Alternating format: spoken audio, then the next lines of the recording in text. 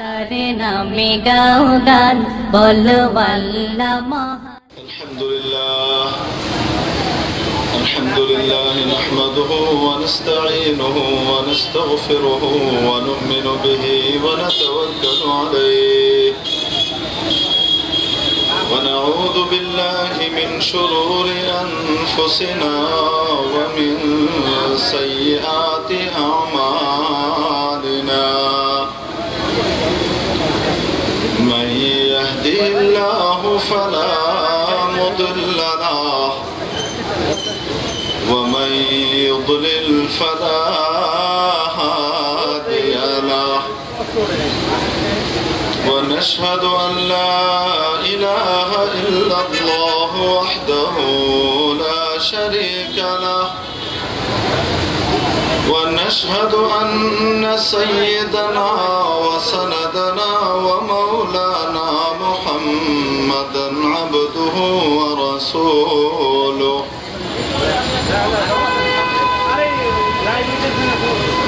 أما بعد فأعوذ بالله من الشيطان الرجيم بسم الله الرحمن الرحيم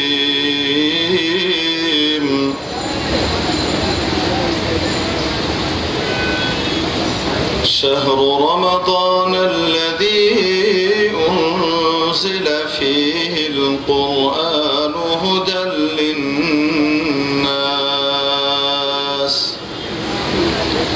صدق الله مولانا العظيم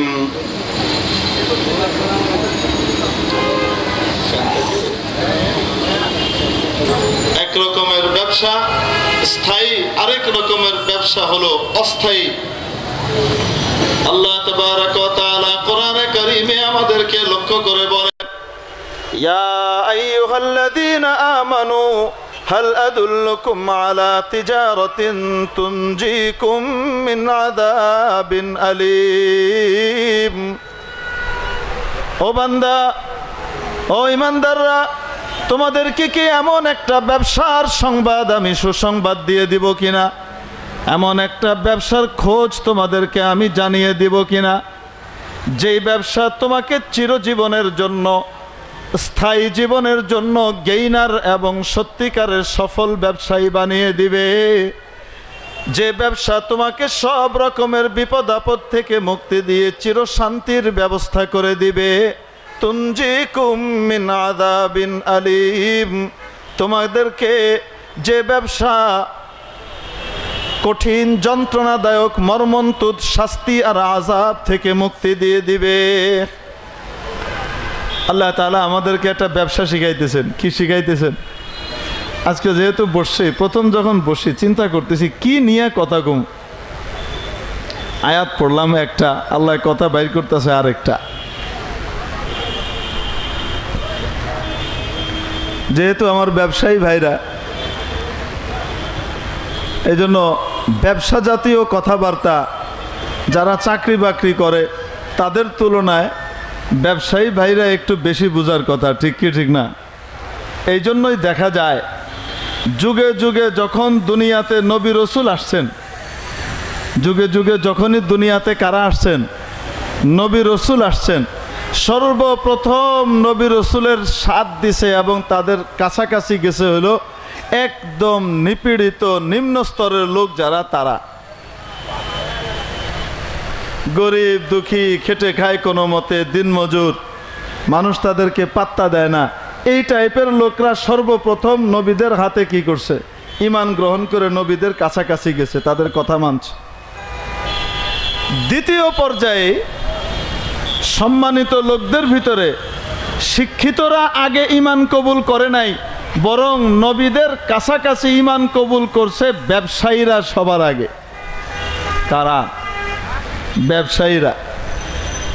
হযরত আবু বকর রাদিয়াল্লাহু তাআলা আনহু বিখ্যাত ব্যবসায়ী ছিলেন, ঠিক কি ঠিক না? বুঝাইতে পারি নাই? হযরত আবু বকর রাদিয়াল্লাহু তাআলা আনহু কি ছিলেন? ব্যবসায়ী ছিলেন। পুরুষদের ভিতর সর্বপ্রথম ইসলাম কবুল করছেন কে? হযরত আবু বকর সিদ্দিক রাদিয়াল্লাহু তাআলা আনহু উনি ছিলেন একজন ব্যবসায়ী, নামকরা ব্যবসায়ী। নারী পুরুষ নির্বিশেষে সকলের মধ্যে সর্বপ্রথম যিনি ইসলাম কবুল করছেন তিনি হলেন একজন নারী, আমার আপনার সকলের প্রিয় শ্রদ্ধাভাজন আম্মা জান হযরত খাদিজাতুল কুবরা রাদিয়াল্লাহু তাআলা আনহা। ঠিক কি ঠিক না? হযরত খাদিজাতুল কুবরা রাদিয়াল্লাহু তাআলা আনহার পরিচয় কি? উনি আরবের অন্যতম ধনাঢ্য শ্রেষ্ঠ একজন ব্যবসায়ী ছিলেন। ঠিক কি ঠিক না? রসুলের সাথে বিবাহ হওয়ার আগ থেকেই হযরত আম্মা জান খাদিজাতুল কুবরা ব্যবসা করতেন। ঠিক কি ঠিক না? নিজে যেতে পারতেন না, এজন্য বিভিন্ন সময় এক একজনকে ম্যানেজারের দায়িত্ব দিয়ে বিভিন্ন দেশে ব্যবসার জন্য পাঠাইতেন।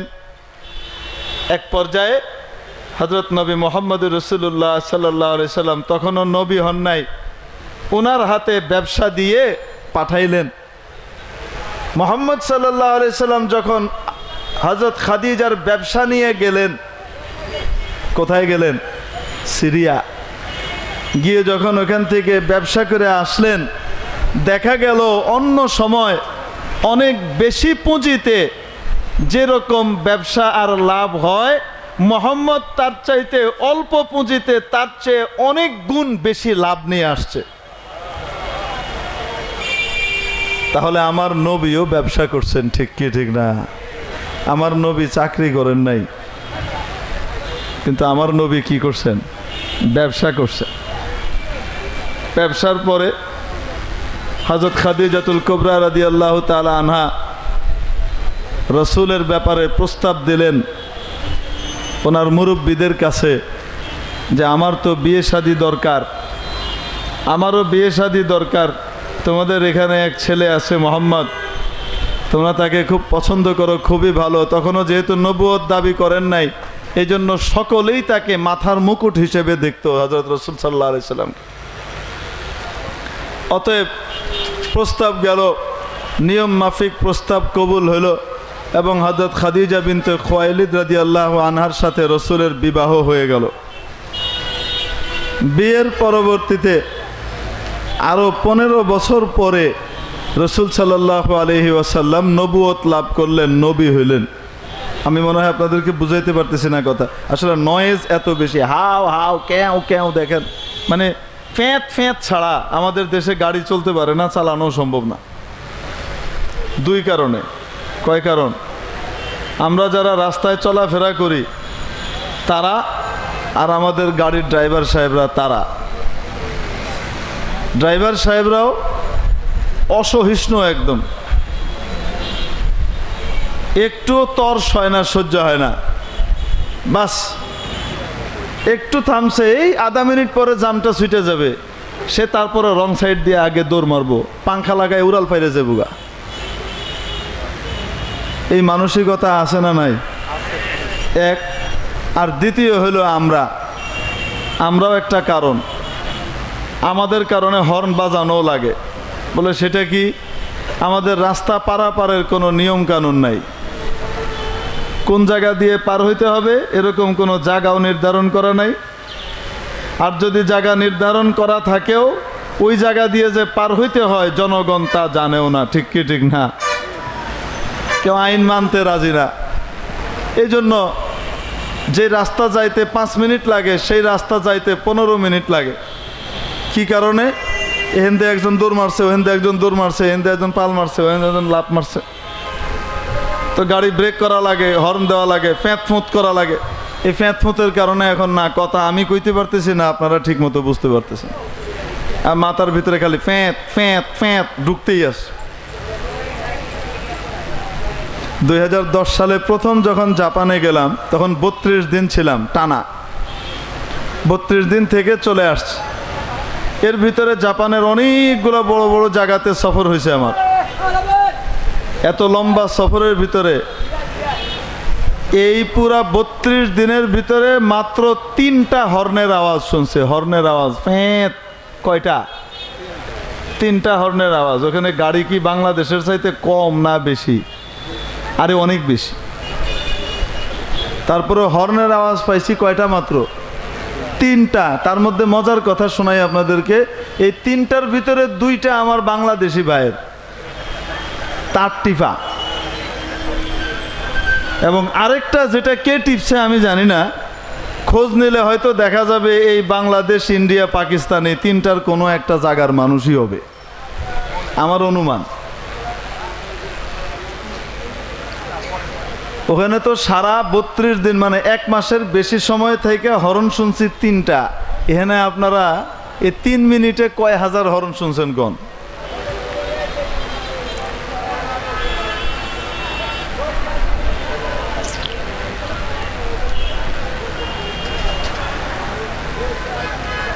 আল্লাহ আল্লাহ আল্লাহ আল্লাহ আল্লাহ। আর একটু মজার কথা বলবো, শুনবেন। আমরা এখানে ক্লাস 2 পর্যন্ত আমাদের বাচ্চাদেরকে যেই পড়াটা পড়াই না স্কুলে, ক্লাস 2তে ওঠার পরে আমাদের বাচ্চারা যেই লেভেলের পড়াটা পড়ে, জাপানে এই লেভেলের পড়াটা ক্লাস 6-এ যেয়ে পড়ে। কোথায় পড়ে? এই এতটুকু পড়া নিতে তারা ক্লাস 6 পর্যন্ত লাগায়, আর এই সময়ের ভিতরে তাকে অনেক কিছু শিখায় একটা বাচ্চাকে। সে একজন সুন্দর ভালো নাগরিক কিভাবে হবে ওইটা শিখায়। আর একটু জোরে মারো বাজান।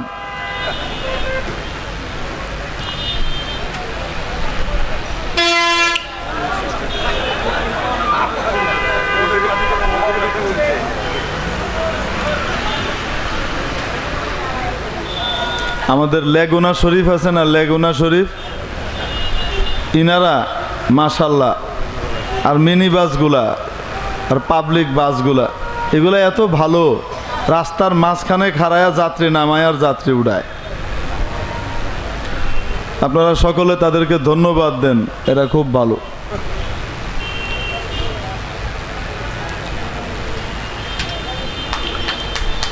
আল্লাহু আকবার। তো বলতেছিলাম, ওখানে এই ছোটবেলাতেই একটা বাচ্চাকে যখন ওই যে কেজি 1 কেজি 2 পার হয়ে ওই যে আপনার 1 টনে পা দেয়, ওই সময় প্রত্যেকটা বাচ্চাকে শিখিয়ে দেওয়া হয় রাস্তা কেমনে পার হইতে হবে, কোন জায়গা দিয়ে রাস্তা পার হওয়া যাবে আর কোন জায়গা দিয়ে পার হওয়া যাবে না, কোন সিগন্যাল পড়লে রাস্তা পার হওয়া যাবে আর কোন সিগন্যাল থাকলে রাস্তা পার হওয়া যাবে না।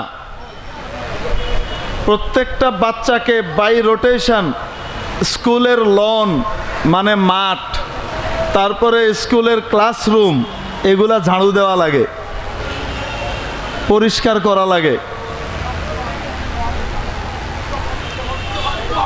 হ্যাঁ না, ওখানকার নামি দামি স্কুলগুলার নীতি বলতেছি আমি, করা লাগে। কেন?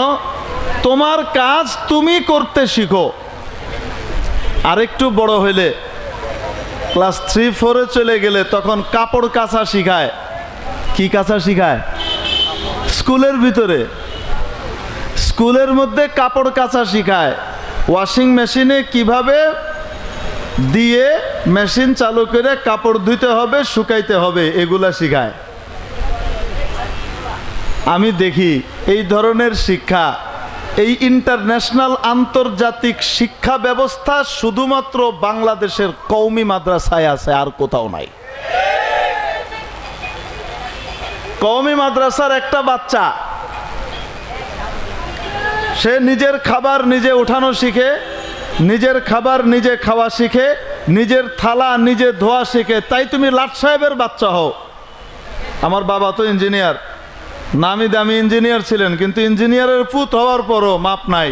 তোমার প্লেট তুমি দাও, তোমার কোনো গোলাম থাকবে না, খাদেম থাকবে না, তুমি সমাজের খাদেম হবা।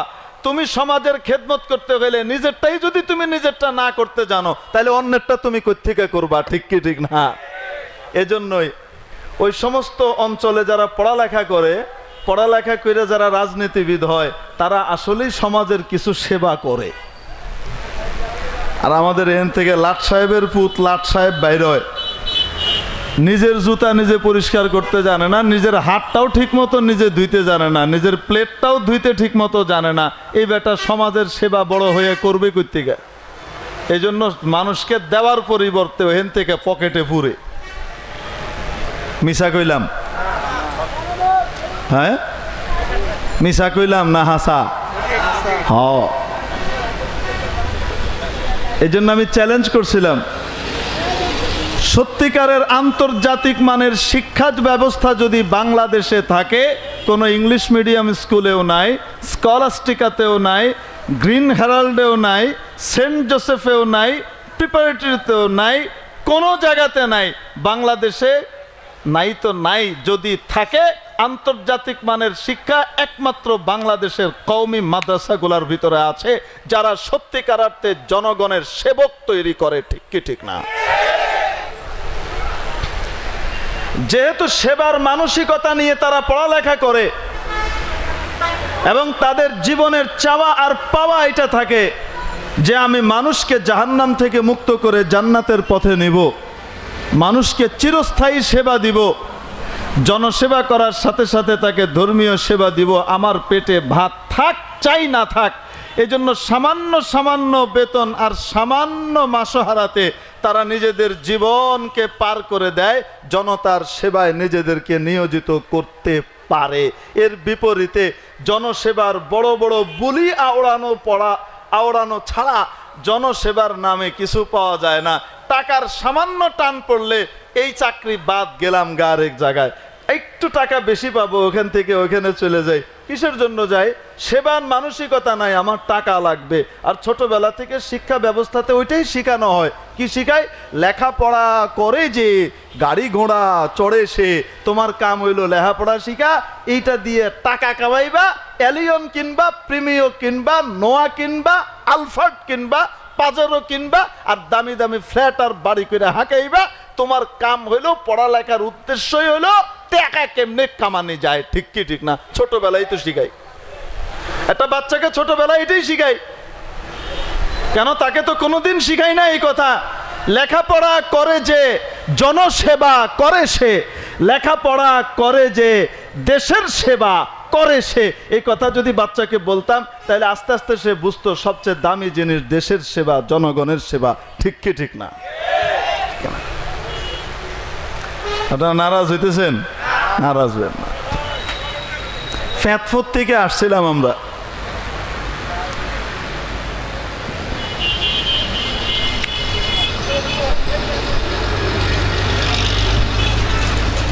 আমার ভাইরা যারা দাঁড়িয়ে আছেন যদি নারাজ না হন, ভিতরের জায়গাটাও পরিষ্কার। যদি আমরা বসি, ফেরেশতাদের ঘেরাওয়ের ভিতরে থাকবো, উপরে রহমত নাজিল হইতে থাকবে। মাশাআল্লাহ, আসেন ভিতরে চলে আস। যারা দাঁড়িয়ে আছি বা সাইডে চেয়ারে বসছি, যদি নাকি চেয়ারে বসার মতো কোমরের ব্যথা বেদনা ইত্যাদি না থাকে, তাহলে ভিতরে আসলে সওয়াব বেশি, কম নাই। মোবারক, মাশাআল্লাহ। কারো সমস্যা থাকলে অসুবিধা নাই, চেয়ারে বসি, অসুবিধা নাই।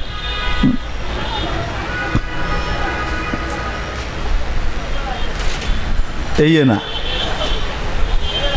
আমি যদি চাকরিজীবীদের সামনে বয়ান করতাম তাহলে দুইজন মানুষ হয়তো। যেহেতু ব্যবসায়ীদের সামনে বলছি, আমি বলছি না আপনাদেরকে, ব্যবসায়ী ভাইদের ভিতরে দিনের কথা কবুল করার যোগ্যতা সবচেয়ে বেশি থাকে। এই জন্য বলার সাথে সাথে চেয়ার ছেড়ে সব নিচে নেমে আইস। দেখছেন নি কারবার? এই কারণেই আইস। তো বলছিলাম, আম্মা জান হযরত খাদিজাতুল কুবরা রাদিয়াল্লাহু তাআলা আনহা অন্যতম একজন ধনাঢ্য ব্যবসায়ী ছিলেন। ঠিক কি ঠিক না? যদি আপনি হিসাব করতে যান আর দেখতে যান, সর্বপ্রথম ইসলামকে কবুল করেছে পুরুষের মধ্যে যদি কবুল করে থাকে হযরত আবু বকর সিদ্দিক অন্যতম ব্যবসায়ী, নারীদের মধ্যে যদি কবুল করে থাকেন সর্বপ্রথম খাদিজাতুল কুবরা অন্যতম ব্যবসায়ী। ঠিক কি ঠিক না?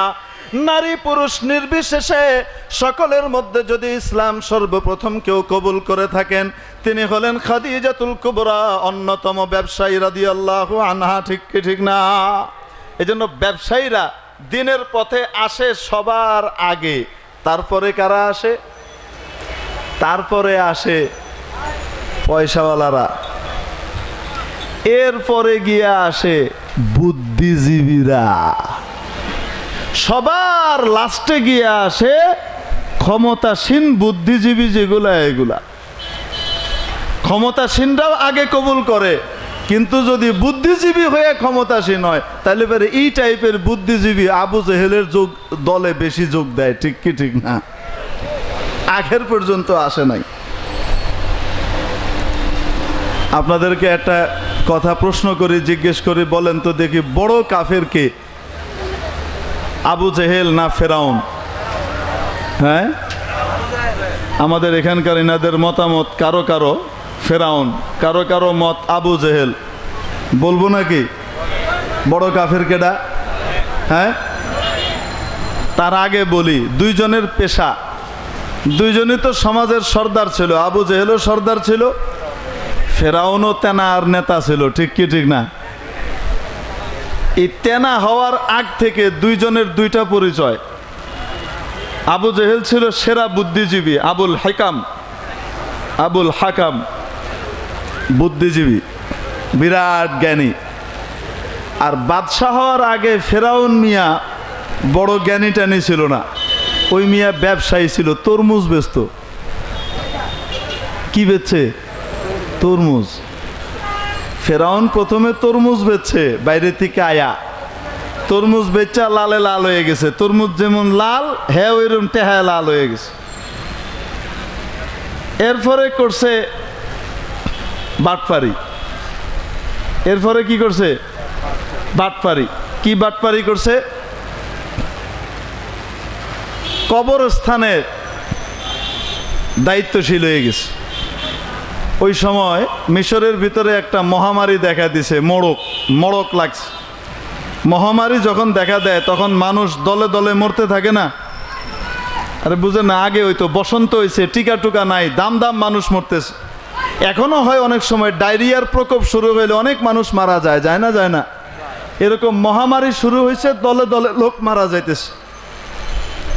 ফেরাউন তার লগে বন্ধু পরামর্শদাতা হইল হামান। ফেরাউন হামান রে কইতেছে, এক কাজ কর, মানুষ যেমনে মারা যাইতেছে তরমুজের চাইতে ভালো একটা ব্যবসা পাওয়া গেছে। কি ব্যবসা? চল আমরা কবরস্থান দখল করি। কবরস্থান কি করি? কবরস্থান দখল করুম মানে এটা তো সরকারি জায়গা। আরে গাদা কোথাকার, সরকারি জায়গা সরকারেরই থাকবো। আমরা একটা গেট লাগামু আর কমু এখানে প্রত্যেক মুর্দা দাফন করতে হলে ট্যাক্স দেওয়া লাগবে।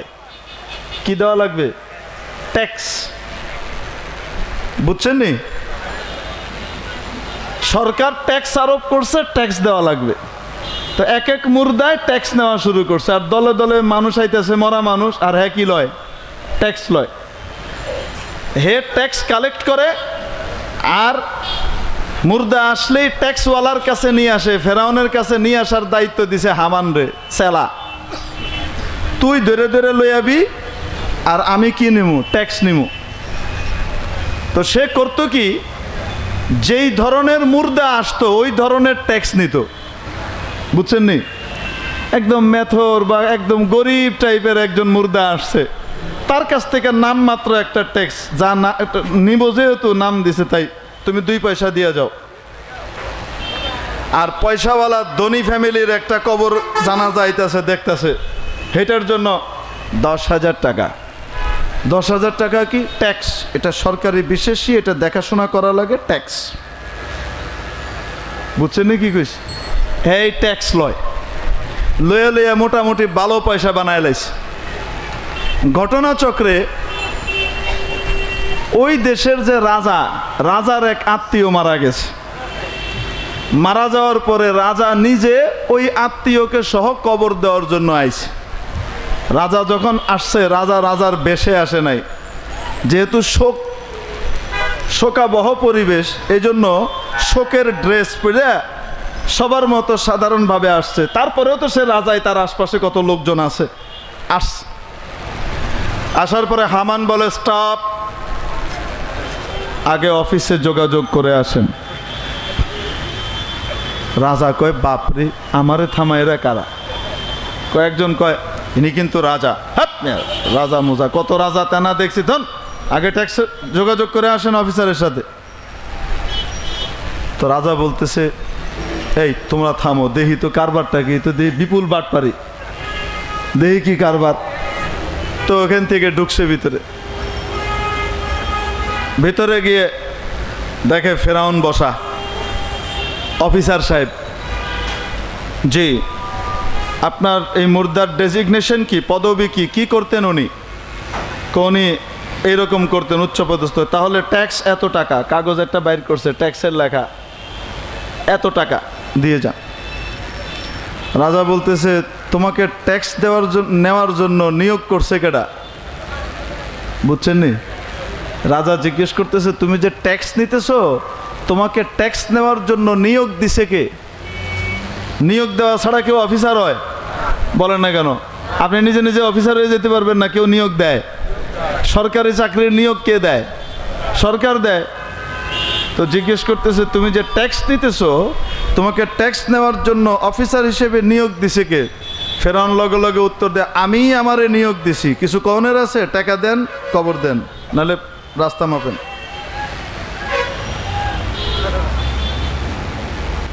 ওই সময় ঘটনাচক্রে মিশরে বড় ধরনের অর্থনৈতিক ধস নামছে, ক্রাইসিস যাইতেছে। রাজা কোনোভাবেই অর্থনীতি নিয়ন্ত্রণ করতে পারতেছে না। দিন দিন খালি অর্থনীতি কোন দিকে যাইতেছে? প্রবৃদ্ধি নিচের দিকে যাইতেছে। রাজা ফিরে আইসেই বলতেছে ওই কবরখানার ট্যাক্সের অফিসারকে আমার কাছে নিয়ে আসো। রাজা কিছু কয় না, ট্যাক্স দেওয়াইছে, দিয়ে কবর দেওয়াইছে, কই অফিসাররে আমার কাছে নিয়ে আসো। নিয়ে আসার পরে ফেরাউন মিয়ারে হাজির করছে, তোমারে রাজায় ডাকছে। রাজপ্রাসাদে ঢুকে দেখে যেই বেডারে কইছে আমি আমারে নিয়োগ দিছি, সেই বেডায় দিয়ে রাজা। এখন তো ফেরাউন মনে মনে ভয়ে কাঁপতেছে। তোমার সাজা কি হওয়া উচিত? ফেরাউন কয় জাহাপনা আপনি যা ইচ্ছা তাই দিতে পারেন।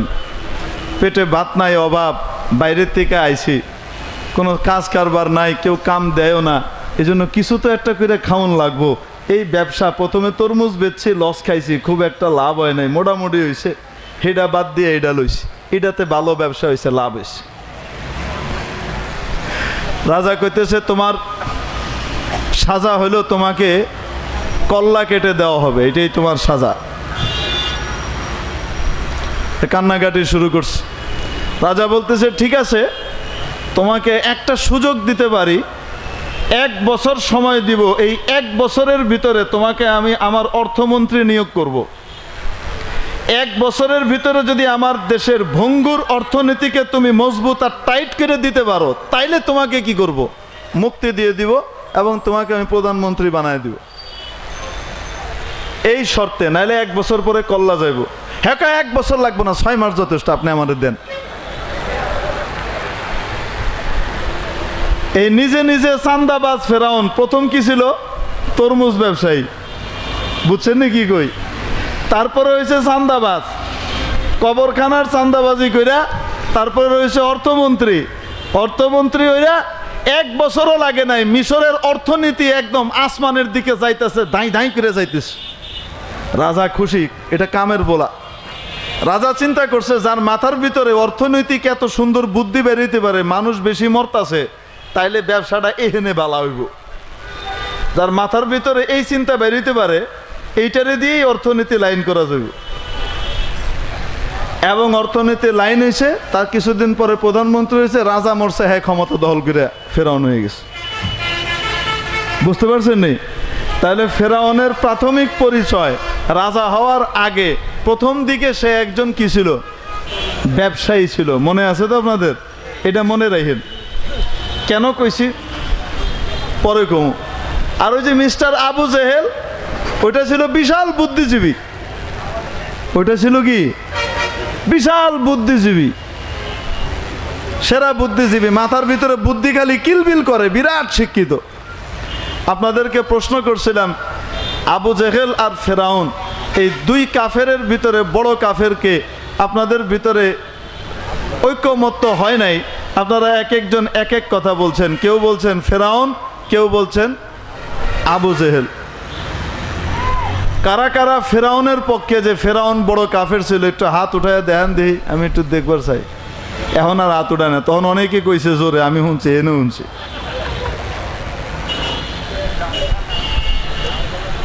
আচ্ছা যাই হোক, আপনাদেরকে জিজ্ঞেস করছি বড় কাফের কেডা? হ্যাঁ, আবু জেহেল। কি কয় না কয়? ফেরাউনের আযাবের কাহিনী জানেন, কি পরিমাণ সাজা মানুষে দিছে? ভালো ভালো মানুষের ধরে আনতো, এই এক হাত আর আরেক দিকের পা কাইটটা ফালাই দিত, এই কাজ করতো।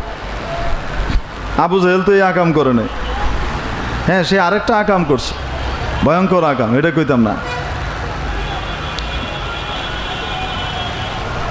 আমার প্রিয় ভাই, ফেরাউন যখন মারা যায়, নীলনদের মধ্যে, নীলনদ নয় বরং এটা লোহিত সাগর ছিল, লোহিত সাগরের মধ্যে যখন ডুবানোর আদেশ দেওয়া হইল, আল্লাহ রব্বুল আলামিন জিবরিলকে পাঠাইলেন, পানিগুলাকে এক করে দাও।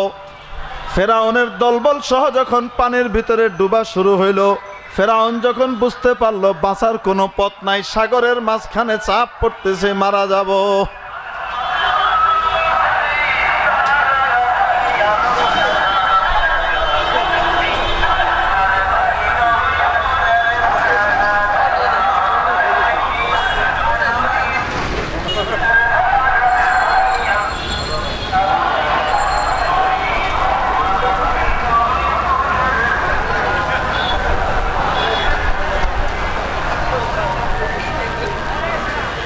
টেপ রেকর্ডের জিকির কি কন, সোয়াব আছে তো?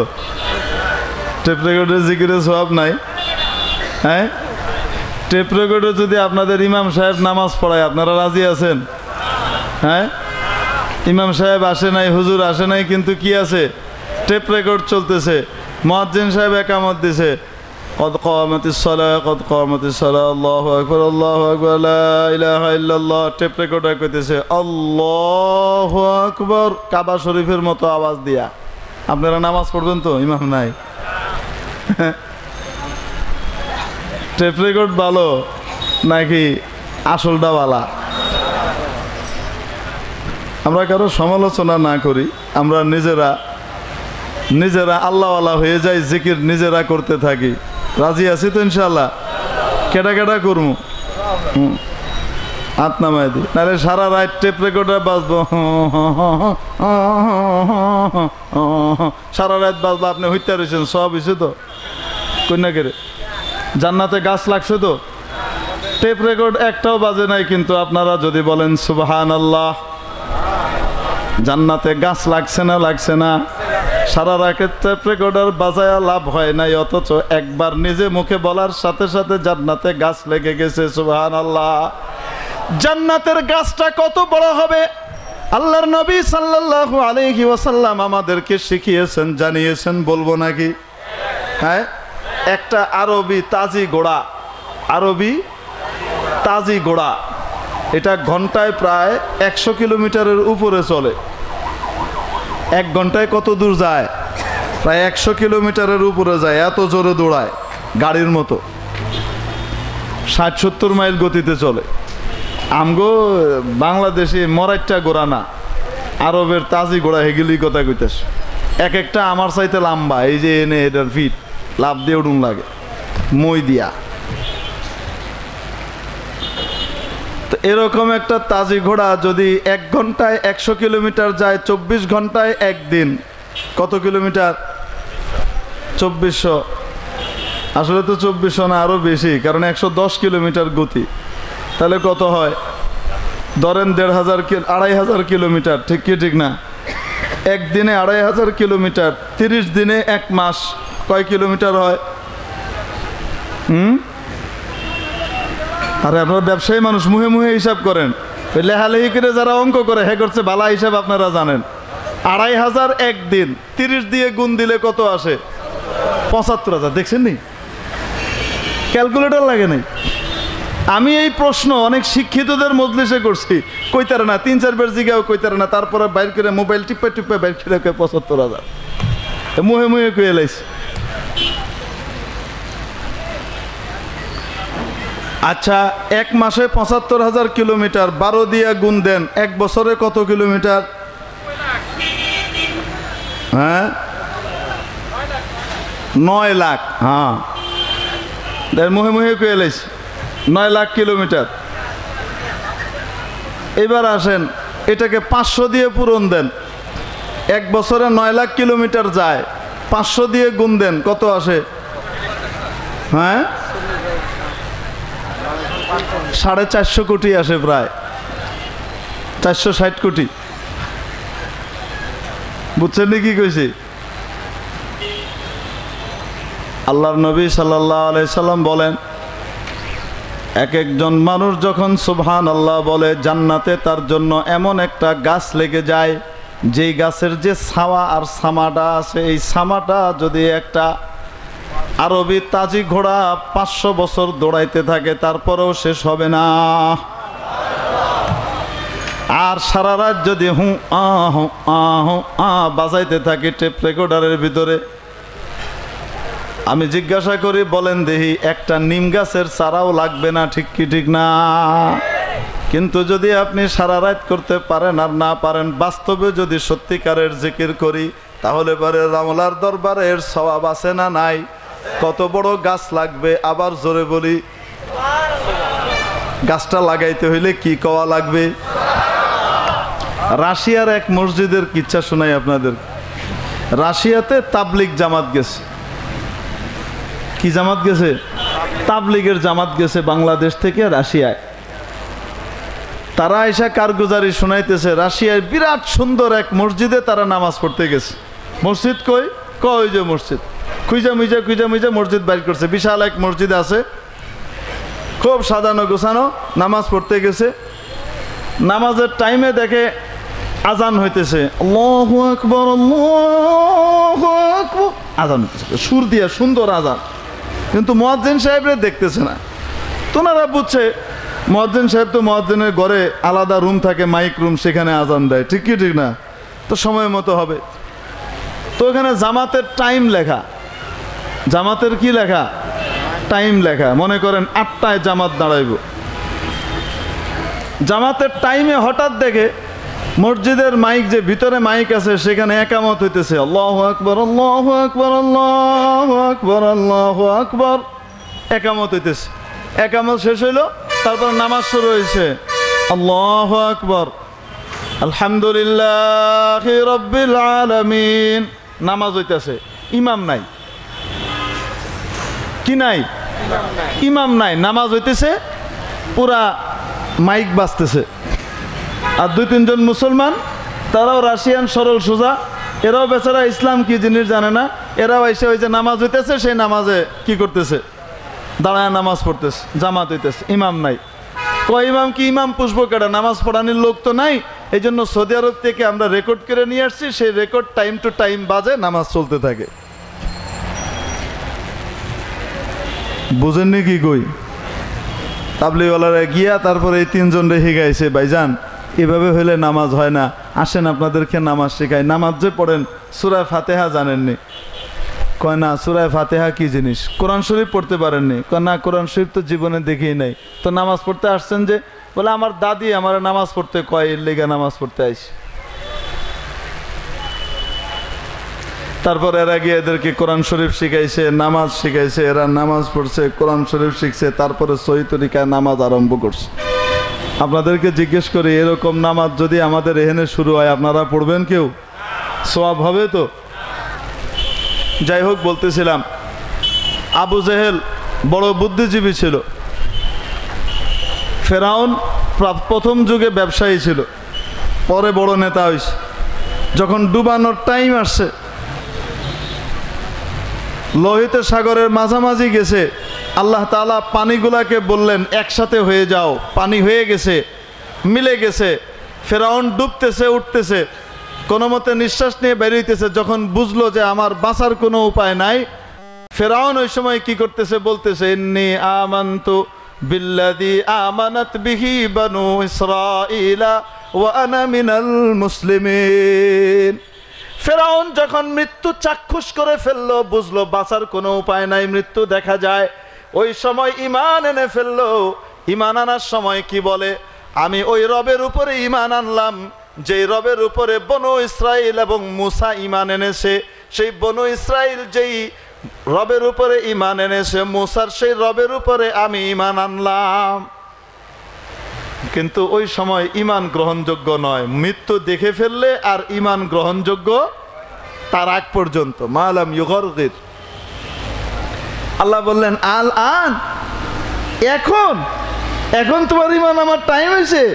ওয়াকাদ আসাইতা ক্বাবলু ওয়া কুনতা মিনাল মুফসিদিন, অথচ একটু আগে আমার নাফরমানি করছিস আর সারা পৃথিবীর ভিতরে শয়তানি করে দাঙ্গা হাঙ্গামার ফাসাদ সৃষ্টি করে বেড়াইছ, সন্ত্রাসী করে বেড়াইছ, এখন কবুল হবে না। যাই হোক, যত খারাপই হোক, মৌত দেখার পরে তো ইমান আনছিল না, আনে নাই, এটা আলাদা ব্যাপার। ওই সময় ইমান আনলে ইমান গ্রহণযোগ্য হবে না, কিন্তু তারপরেও ইমান আনছে না, আনছে না, আনছে, কাম হয় নাই। মিস্টার আবু জেহেল যুদ্ধ করতে আসছেন, বদরের যুদ্ধে মুসলমানদেরকে শেষ করে দিবেন। যুদ্ধের ময়দানে ফেরেশতা নাইমে উল্টা আবু জেহেলে ফিডাইয়া দিছে। ফেরেশতা ফিডানির আগেই দুই বাচ্চা, কয় বাচ্চা? দুই বাচ্চা মিলে দিছে মায়ের, মায়ের দিয়া ফালাই দিছে। পুরা মরে নাই, জান আয়ে যায় আয়ে যায়, চিতে পড়ে রয়েছে। হযরত আব্দুল্লাহ ইবনে মাসউদ রাদিয়াল্লাহু তাআলা আনহু দেখেন যুদ্ধ প্রায় শেষ, আর শয়তান আবু জেহেল শয়তানের আড্ডি পড়ে রয়েছে। এই শয়তান এত বড় খবিশ ছিল, হযরত সুমাইয়া রাদিয়াল্লাহু তাআলা আনহাকে ঈমান গ্রহণ করার অপরাধে নির্যাতন করতে করতে ওনার লজ্জাস্থানের ভিতরে বর্ষা মেরে শহীদ করে দিয়েছিল। এত বড় খবিশ। হযরত আব্দুল্লাহ ইবনে মাসউদ রাদিয়াল্লাহু তাআলা আনহু আবু জেহেলের বুকের উপরে চড়ে বসছে, এখন ফাইনাল করবে। কি করবে? ফাইনাল করবে। এই খবিশ তোরে বাঁচতে দেওয়া যায় না। এখন যুদ্ধ চলতেছে, এখন তো আর চুমাচুমির টাইম না। কি কোন আপনারা যুদ্ধের মধ্যে আসেন ভাই, মসজিদে গাছতে হইতেছে, আপনারা তো শিবানেন যুদ্ধের ভিতরে নি গাছতের বয়ান না কেন? যুদ্ধের সময় তো ফিডা, ঠিক কি ঠিক না? এই সময় খাতির মুতির নাই, খাতির যুদ্ধ ছাড়া। এখন উনি বসছেন, ফাইনাল করবে। আবু জেহেল কোনো মতে এরম করে দেখতেছে, কেডা আমার বুকের উপরে বইল মারবো। ছায়া দেখে হযরত আব্দুল্লাহ ইবনে মাসউদ। কি দেখে? উনি কৃষি কাজ করতেন, ওনার পরিবার কৃষি কাজ করত। মরার টাইমে কিছু কথা কয়ে গেছে, যে কথাগুলা কইছে জীবনভর তো ইসলাম ওয়ালাদেরকে জ্বালাইছে। মরণের টাইমে যে কথা কইছে এই কথাগুলাও বুখারী শরীফে কিছু আছে, অন্য জায়গায় কিছু আছে, এক টাইপের। এই কথাগুলা দিয়ে কিয়ামত পর্যন্ত যারা হাদিস পড়বে তাদেরকে জ্বালায় যাইতেছে। কি কইছিল? হ্যাঁ, তার ভিতরে একটা কথা, আফসোস এত বড় সর্দার হয়ে মরছি একটা কৃষকের হাতে, লজ্জা। কত বড় অহংকারী, দেখছেন নি কারবার? আবার আরেকটা কথা কইছে। কি কইতেছে? আমার গলাটা তো কাটবি, গলাটা একটু লম্বা কইরা কাটিস, মাথার সাথে জানি গলাটা একটু বেশি লাগিয়া থাকে, এরম কইরা কাটবি। বলে কেন? যেন সবাই দেহে বুঝতে পারে এটা সর্দারের মাথা। এই খবিশের মৃত্যুর সময় ঈমান কবুল করছে। এবার বুঝা থাকলে বলেন, বড় কাফের কোনটা? কোনটা? আবু জেহেল। ছোট কাফের কোনটা? এই দুইটার ভিতরে ছোট কোনটা? ফেরাউন। বাজেগুলার ভিতরে শিক্ষিতগুলা বেশি পচে। শিক্ষিত যদি দিনদার হয়, বেশি দিনদার হয়, আর পচলে একেবারে পচে।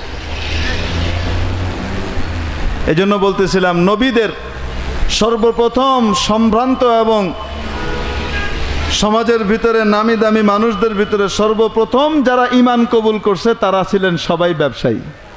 সবাই কি ছিলেন? ব্যবসায়ী। আর সবার শেষে যারা ঈমান কবুল করছে এরা ছিল বড় বড় বুদ্ধিজীবী। এগুলো সবার লাস্টে গিয়ে কবুল করছে, আগে কবুল করে নাই।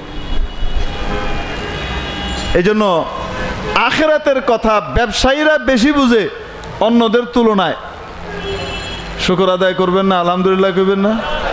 আল্লাহ আপনাদেরকে ব্যবসায়ী বানাইছে, কারো গোলাম বানায় নাই, চাকর নকর বানায় নাই, চাকরি টাকরি করা লাগে না। মন চাইলেও দোকান খুলতাম না, মন চাইলেও খুলমু, ঠিক কি ঠিক না? স্বাধীন।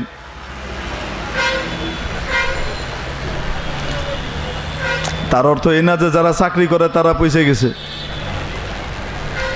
ব্যবসায়ী ব্যবসা করবে কেমনে যদি তার অধীনে কিছু মানুষ চাকরি না করে, ঠিক কি ঠিক না?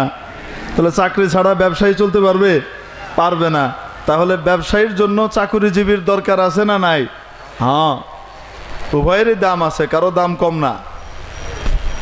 তো বলতেছিলাম আল্লাহ রব্বুল আলামিন, আপনাদের মনে আসেনি প্রথমে একটা প্রশ্ন করছিলাম, একটা ব্যবসায়ী ফুটপাতে ব্যবসা করে, বিশাল জায়গা দিছে তারে, 100 হাত জায়গা তোমার, আর আরেকজন ব্যবসায়ী ব্যবসা করে টাউন হল বাজারের ভিতরে 3 হাত বাই 4 হাত একটা দোকান, 3 হাত বাই 4 হাত দোকান। কোন দোকানের দাম বেশি, ফুটপাতওয়ালার না মার্কেটের? কোন দোকানের দাম বেশি, ফুটপাতের দোকানের না এটার? কি কারণে?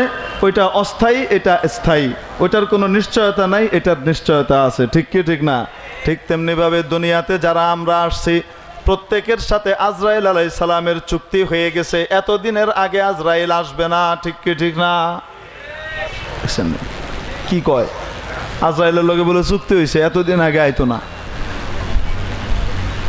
বুঝছে হইন না? কর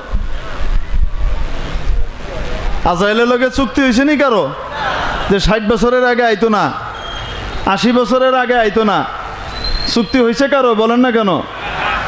আজকে রাত্রেও আসতে পারে। ঠিক কি ঠিক না? কোনো নিশ্চয়তা নাই, কোনো ঠিক ঠিকানা নাই। দুনিয়াতে আমি যত পুঁজি লাগাই না কেন, যত বড় বাড়ি করি, যত গাড়ি বানাই, যত বড় দোকান থাক, যত মিল ফ্যাক্টরি থাক, যত কিছুই থাক না কেন, কোনো নিশ্চয়তা নাই। যে কোনো সময় আজরাইল যদি এসে আমাকে আপনাকে ডেকে নিয়ে যায়, আমার প্রিয় ভাইরা, দুনিয়ার সেই চাঁদও থাকবে, সূর্যও থাকবে, আকাশও থাকবে, দোকানও থাকবে, বাড়িও থাকবে, গাড়িও থাকবে, শুধু আমিই থাকবো না। ঠিক কি ঠিক না? আমার সেই বাড়ির জায়গায় পড়ে আছে, সেটা অন্য মালিক হয়ে যাবে, দোকানের মালিক আরেকজন হয়ে যাবে, ফ্যাক্টরির মালিক আপনারা হয়ে যাবে। আমার জন্য জায়গা বরাদ্দ হবে 4 হাত বাই 2 হাত মাটির নিচের একটা জায়গা। ঠিক কি ঠিক না? তাহলে দুনিয়ার যে জীবন, এই জীবনে পুঁজি বিনিয়োগ করা, টাকা পয়সা লাগানোর বিরাট নিশ্চয়তা আছে না নাই? অপরদিকে আখেরাতের জীবনের শুরু আছে, কোনো শেষ নাই। ঠিক কি ঠিক না? ওই জীবনে যদি কেউ সুখী হয়, তার সুখ আর সুখ, তার কোনোদিন দুঃখ আসবে না। ওই জীবনে যদি দুঃখী হয়, সেই দুঃখেরও কোনো সীমা পরিসীমা থাকবে না। আখেরাতের দুঃখ আর দুনিয়ার দুঃখ, আখেরাতের সুখ আর দুনিয়ার সুখ, এই দুইটার ভিতরে কত ব্যবধান, এটা বোঝানোর জন্য আল্লাহর নবী আমাদেরকে জানিয়েছেন, কিয়ামতের দিন 2 জন ব্যক্তিকে হাজির করা হবে আল্লাহর সামনে। তার মধ্যে একজন মানুষ হবে এরকম, যেই মানুষটা জীবনে দুঃখ কি জিনিস তা দেখে নাই। দুঃখ কি জিনিস দেখে নাই। জন্ম হয়েছে, আমরা বাংলায় বলি সোনার চামচে জন্ম হয়েছে, মানে যখন জন্ম হয়েছে সোনার চামচ মুখ দিয়ে মধু খাওয়াইছে, পানি খাওয়াইছে। জীবনে কোনোদিন রোগ শোক হয় নাই, জীবনে কোনোদিন অসুখ হয় নাই, জীবনে কোনোদিন দুঃখী হয় নাই, অপমানিত হয় নাই। অপমান কি জিনিস চিনেও না, সুখ আর সুখ ছিল। কিয়ামতের দিন এই লোকটাকে আনা হবে, আল্লাহ তাআলা জাহান্নামের ফেরেশতাদেরকে বলবেন, একে একটু জাহান্নামের বাইরে দিয়ে ঘুরায় নিয়ে আসো, জাহান্নামের বাইরে দিয়ে একটু ঘুরায় নিয়ে আসো, ভিতরে নিবা না, দরজার কাছেও নিবা না, ঘুরায় নিয়ে আসবে। আনার পরে আল্লাহ তাআলা জিজ্ঞেস করবে, তুমি তো দুনিয়াতে বড় সুখী ছিলা, জীবনে কোনোদিন তোমার রোগ শোক দুঃখ টুক্ষ হয় নাই। কয় আল্লাহ, কি বলেন আপনি? জীবনে সুখ কি জিনিস তা তো কোনোদিন দেখি নাই। সারা জীবনের 100 বছর 150 বছর যতটুকু বাঁচছে, এই এতটুকু সময় তার কাছে মনে হবে মুহূর্তের ভিতরেও এটার সব কিছু উড়ে চলে যাবে। জাহান্নামের আযাব আর শাস্তি দেখার পরে মনে হবে দুনিয়ার সমস্ত সুখ মুহূর্তের ভিতরে হাওয়া হয়ে গেছে, নাই। আরেকজনকে আনা হবে, যে জীবনে সুখ কি জিনিস দেখে নাই, জীবনভর মানুষের কাছে লাঞ্ছিত হয়েছে, অপমানিত হয়েছে, লাঞ্ছনা গঞ্ছনার ভিতরে কাটাইছে, সারা জীবন দুঃখ কষ্টের ভিতরে কাটাইছে, কোনো দিন আরাম কি জিনিস দেখে নাই। কোনো বাড়িও ছিল না, ঘর ছিল না, খাবার কোনো নিশ্চয়তা ছিল না, ফুটপাতের ভিতরে রাস্তাঘাটে ঘুমাইতো, গাছের তলায় ঘুমাইতো। এত গরিব, এত ফকির ছিল, এত কষ্টে দিন কাটাইছে, একদিনের জন্য সুখ পায় নাই। আল্লাহ রব্বুল আলামিন একজন ফেরেশতাকে বলবেন, একে একটু জান্নাতের দরজার সামনে দিয়ে ঘুরাইয়া নিয়ে আসো। কিসের সামনে দিয়ে? জান্নাতের দরজার সামনে দিয়ে ঘুরাইয়া নিয়ে আসবে।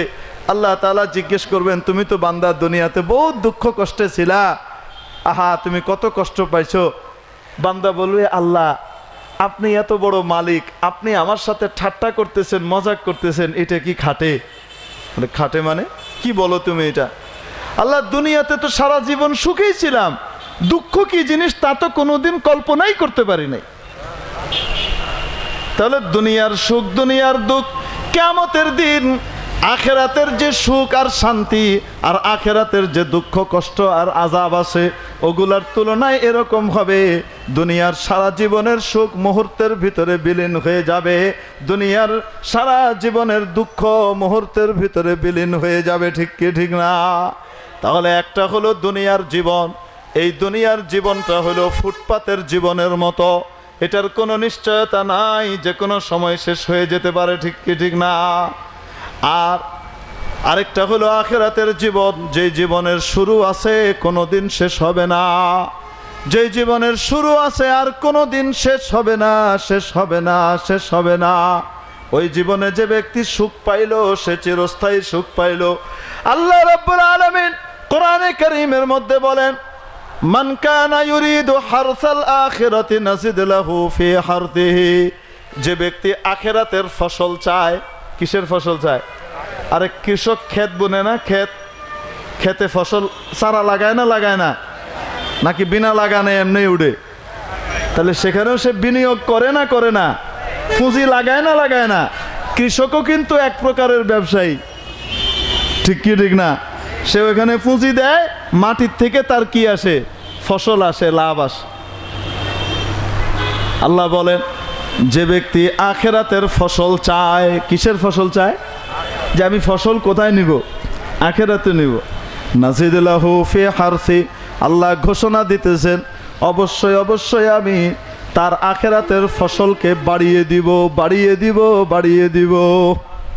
ওয়ামান কানা ইউরিদু হারসাদ দুনিয়া, আর যে ব্যক্তি শুধু দুনিয়ার ফসল চায়, আখেরাত তার সামনে থাকে না, এরকম ব্যক্তির জন্য আল্লাহ বলেন অতটুকুই দিব যতটুকু তার কপালে আমি লিখে রাখছি। নুতিহি মিনহা, দুনিয়ার থেকে সামান্য একটু দিব, খুব বেশি দিব না। কি দিব? সামান্য দিব। ওয়ামা লাহু ফিল আখিরাতি মিন নাসিব, আখিরাতে তার কিছুই নাই। এই জন্য আখিরাতের ব্যবসায়ী টাউন হল মার্কেটের স্থায়ী দোকানের স্থায়ী মালিক হওয়ার মতো ব্যবসায়ী। ঠিক কি ঠিক না? আর দুনিয়াকে নিয়ে যে ব্যবসা করে, তার দুনিয়ার জিন্দিগি শুধু তার সামনে, আখিরাত তার সামনে নাই, এরকম ব্যক্তির ব্যবসা হলো ফুটপাতের দোকানদারের মতো। ফুটপাতের দোকানের তো আবার কিছুটা ছল চাপড়া থাকে। ফুটপাতের ওই দোকানদার যার ছল চাপড়া নাই, আজকে এখানে, কালকে এখানে, পরশু এখানে, এই টাইপের দোকানদারের মতো। এই জন্য আখিরাতের ব্যবসার ভিতরে বিনিয়োগ করতে আমরা কে কে রাজি আছি? পয়সা চাবো না, ভয় পায়েন না। আখিরাতের ব্যবসার ভিতরে বিনিয়োগ করতে, পুঁজি লাগাইতে কে কে রাজি আছি? আল্লাহ আমাদের সবাইকে কবুল করুন, আমিন। আপনার কাছে 10 লাখ টাকা আছে, অফুরন্ত না সীমিত? বলেন না কেন? 10 লাখ টাকা কোনো সময় শেষ হয় না? অফুরন্ত না ফুরন্ত? ফুরিয়ে যায়। ঠিক কি ঠিক না? 10 লাখ টাকা আপনার কাছে আছে, আরেকজনের কাছেও 10 লাখ টাকা আছে, দুইজনের কাছে 10 লাখ টাকা আছে। একজন 10 লাখ টাকা দিয়ে জুয়া খেলছে। কি খেলছে? জুয়া। বুঝেননি কি কই? জুয়ার ভিতরে প্রথমে 10,000 টাকা লাগাইছে। যে বেটা জুয়ার সিস্টেম করে, লাইন করে, হ্যাঁ জানে এর প্রথমে আরো বেশি টাকা ঢুকাই দিব। ঠিক কি ঠিক না? 10,000 টাকায় দেহে 20,000 টাকা পেয়ে গেছে। এবার কে কত দিবা? 20,000 দিলাম। এবার দেহে 40,000 আয়া পড়ছে। বুঝছেন না কি কইছে? এক রাতে সে এরপরে দিছে 9 লাখ টাকা, দেখে 18 লাখ টাকা চলে আইছে। আবার জিতছে, কত আইছে? 18 লাখ টাকা জুয়ায় জিতে গেছে গা। এরপরে ছিল কয় লাখ? মনে আছে তো? এরপরে আবার দিতে গেছে। এবার সে চিন্তা করছে যত বেশি দিমু তত ডবল আইব। ঠিক কি ঠিক না? এক রাতে এত বড় লোক। লগে লগে করছে কি, ওই যে পুঁজির 10 লাখ হেডি তো আছেই, আরো 18 লাখ হেডিও দিছি, সব দিয়ে লাইছে। এরপরে গিয়ে দেখা গেল হ্যাঁ হাইরা গেছে, যে 10 লাখ আছে হেডেও গেছে গা, ঠিক কি ঠিক না? তাহলে একজনের 10 লাখ সেও ব্যবসায় লাগাইছে, পুঁজিতে লাগাইছে। কেমন পুঁজি? জুয়া মার্কা পুঁজি। জুয়া মার্কা বিনিয়োগ করার কারণে সাময়িক কিছু লাভ তো দেখা যায়, কিন্তু আসলে চালান সহ জায়গা, ঠিক কি ঠিক না? আরেকটা লোকের কাছে 10 লাখ টাকা আছে, সে খুব হিসাব কিতাব কইরা একদম পয়সা পয়সা এক এক টাকা আনা হিসাব কইরা যে কোন মালটা আনলে আমার মার্কেটে বেশি চলবে, ঠিক কি ঠিক না? কোন মালটার ডিমান্ড পাবলিকের কাছে আছে, এগুলি নিয়ে টিয়ে হিসাব কিতাব করে দোকান সাজাইছে। একদিনে এক রাইতে সে বড় লোক হয় নাই, ঠিক, তার বড় লোক হওয়া দেখা যায় নাই। 4-5 বছর পরে দেখা যাইতেছে তার 10 লাখ টাকার বিনিয়োগ প্রথমে কিছুই দেখা যায় নাই, 5 বছর পরে দেখা যায় আরেকটা দোকান কেনার মতো পয়সা হয়ে গেছে, ঠিক কি ঠিক না? হয়নি, হয় না? তাহলে বিনিয়োগ 10 লাখ টাকা যদি বিনিয়োগ ঠিকভাবে করে তাহলে তার কাছে এক দোকান থেকে 2 দোকান হয়। আর যদি ঠিক মতো বিনিয়োগ না করে যেটা আছে হেডাও জায়গা, ঠিক কি ঠিক না? ঠিক সেরকম আল্লাহ রব্বুল আলামিন আমাকে আপনাকে একটা পুঁজি দিছেন, বলবো নাকি সেই পুঁজি কি? আমার জীবনের সময়গুলা। জীবনের সময়গুলা কি? পুঁজি। পুঁজি কে বলতেছেন? আর আল্লাহ আমাদেরকে ব্যবসা করতে কইতেছে না? তো ব্যবসা করতে কইতেছে, কোন ব্যবসা? দুনিয়ার না আখিরাতের? আপনারা ভয় পাইন না, দুনিয়ার ব্যবসাকেও যদি আল্লাহর হুকুম অনুযায়ী করা হয় তাহলে এই ব্যবসাই আখিরাতের ব্যবসা, ঠিক কি ঠিক না? আয় হায় ওয়াল আসর, শপথ কসম সময়ের, কারণ সময় হলো মানুষের জীবনের পুঁজি। ইন্নাল ইনসানা লাফি খুসর, নিশ্চয় যত মানুষ আছে সমস্ত মানুষ লোকসানের মধ্যে আছে, ব্যবসায়িক ক্ষতিগ্রস্ত। সমস্ত মানুষ পুঁজি বিনিয়োগের ক্ষেত্রে ক্ষতিগ্রস্ত, ইল্লা এক্সেপ্ট 4 খাতে যারা তাদের পুঁজিকে বিনিয়োগ করে। কয় খাত? কয় খাত?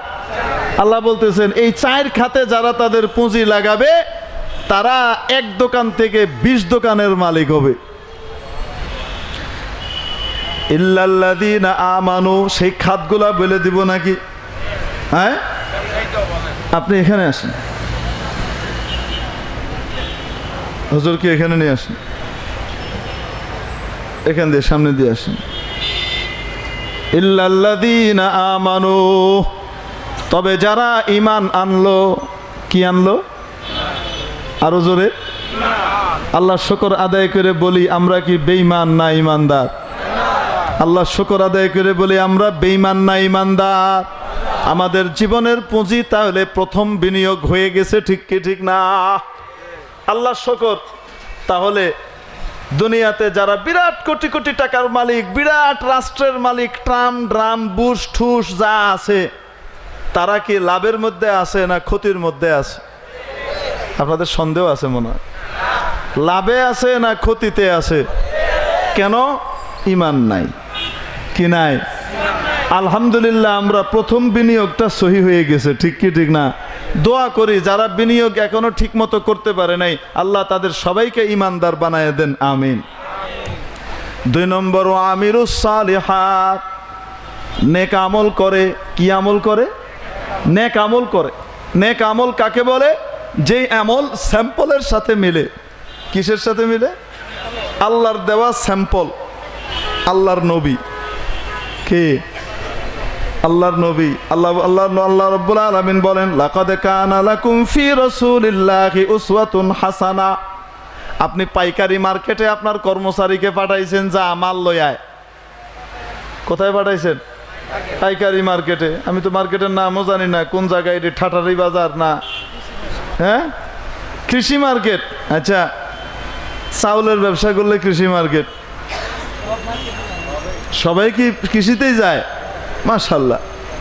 যাই হোক, কৃষি মার্কেটে পাঠাইছেন, কর্মচারী জিনিস ঠিক মতো চিনে না, এই জন্য তারা আপনি স্যাম্পল দিয়ে দিছেন, এই স্যাম্পলের মাল লই আবি।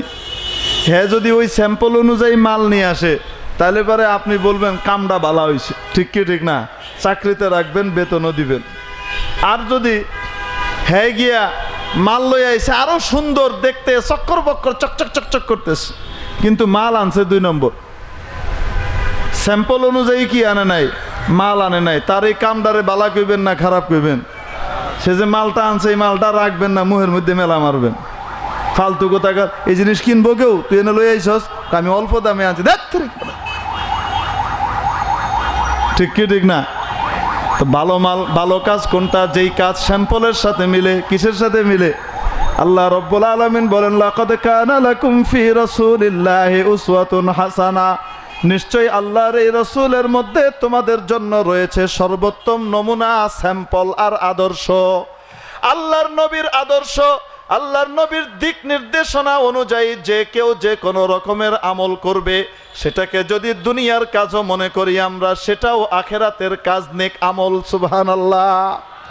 আর যদি নাকি আমরা কোনো আমলকে নেক আমল মনে করি আর আল্লাহর নবীর তরিকা অনুযায়ী না হয়, তাহলে ওইটাকে দেখতে নেক আমল মনে হইলেও আসলে নেক আমল না, এটা বদ আমল, ভালো কাম না, খারাপ কাম। ঠিক কি ঠিক না? কি কারণ? স্যাম্পলের সাথে মিলে নাই। বুঝছেন নি কি কই আপনারা? হ্যাঁ, একটা কিচ্ছা শোনাই আপনি করে, হাসবেন না তো? হ্যাঁ, এই যে গার্মেন্ট ফ্যাক্টরিগুলো আছে না, গার্মেন্ট ফ্যাক্টরিগুলা শার্ট বানায়। শার্ট বানায় কই বেচে? বাংলাদেশে না বিদেশে? ও, আপনি এনে 2-4টা দেয়, সব তো বাইরে দেয়, ঠিক কি ঠিক না? তো শার্ট যে বানায়, বাইরের যেই লোক কিনে, আমেরিকা কানাডার যারা কিনে, তারা প্রথমে একটা স্যাম্পল দেয়, এই যে এরকম লাগবে। কীরকম? এরকম স্যাম্পল। এখন মনে করেন স্যাম্পলে আছে সামনে 6টা বুতাম, উপরে বাম দিকে একটা পকেট। প্রোডাকশন ম্যানেজারের ডেকে কইতেছে, মালিক কি আছে রে? ম্যানেজার সাহেব কি আছে? কয় স্যার 6টা বুতাম, বাম দিকে একটা পকেট। আরে ঠিক আছে, বানিয়ে দাও, যেভাবে বলছে সেভাবে বানাও। ওইভাবেই বানায় টানায় পাঠাইছে। এক একটা শার্টের দাম $100 করে বেচতেছে। $100 বাংলাদেশে 8,000 টাকার উপরে বর্তমানে, ঠিক কি ঠিক না? তাহলে স্যাম্পল অনুযায়ী মালটা হয়েছে, এটা গিয়া এক একটা শার্টের দাম হয়েছে কত? আমেরিকাতে গিয়া ওয়ালমার্টের শপের ভিতরে, বিভিন্ন শোরুমের ভিতরে লাগছে, দাম হয়েছে কত? হ্যাঁ, 8,000।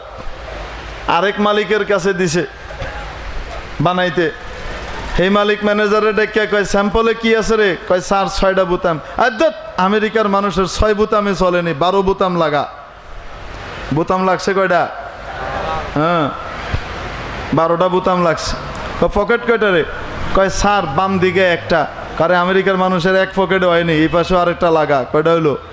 2টা। তারপরে আবার চিন্তা করে কয় 2 পকেটে তো হেগো হইতো না, কারণ হেদের ডলার থাকে, পাউন্ড থাকে, টেহা থাকে, এইটা থাকে, সেইটা থাকে, তারপরে debit card, credit card, visa card, গাদা কার্ড, গোড়া কার্ড, কত টাইপের কার্ড আছে, এগুলি লাগে।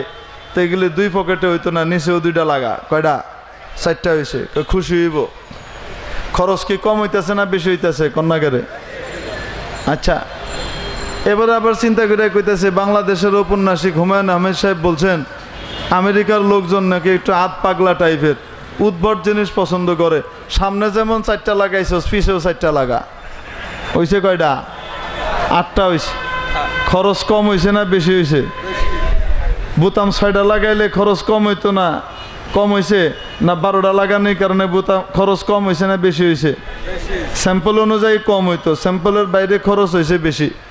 পকেট একটা লাগাইতে সময় যা লাগছে, 8টা লাগাইতে কি সময় কম লাগছে না বেশি লাগছে? খরচ কম হয়েছে না বেশি হয়েছে? আবেগের কোনো ঘাটতি ছিল না, ভালো নিয়ত ছিল। নিয়ত অনেক বালা, নিয়তের ভিতরে কোনো সমস্যা নাই, তো সমস্যা হয়েছে স্যাম্পলের সাথে মিলে নাই, ঠিক কি ঠিক না?